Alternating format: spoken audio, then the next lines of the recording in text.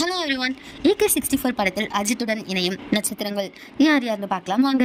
இயக்குனர் ஆதிக் ரவிச்சந்திரன் இயக்கத்தில் அஜித் நடித்து கடந்த ஆண்டு வெளிவந்த படம் தான் குட் பேட் அக்லி. இந்த படத்தின் மாபெரும் வெற்றியை தொடர்ந்து மீண்டும் ஆதிக் ரவிச்சந்திரன் இயக்கத்தில் அஜித் நடிக்க உள்ள படம் தான் AK64. இந்த படத்திற்கு அனிருத் இசையமைக்கிறார். இந்த படத்தின் அதிகாரப்பூர்வமான அறிவிப்பை எதிர்பார்த்து ரசிகர்கள் ஆவலுடன் காத்திருந்தனர். இந்த நிலையில் இன்று AK64 படத்தின் படப்பிடிப்பு ஹைதராபாத் தொடங்கிவிட்டதாக தகவல் வெளியாகியிருக்கு.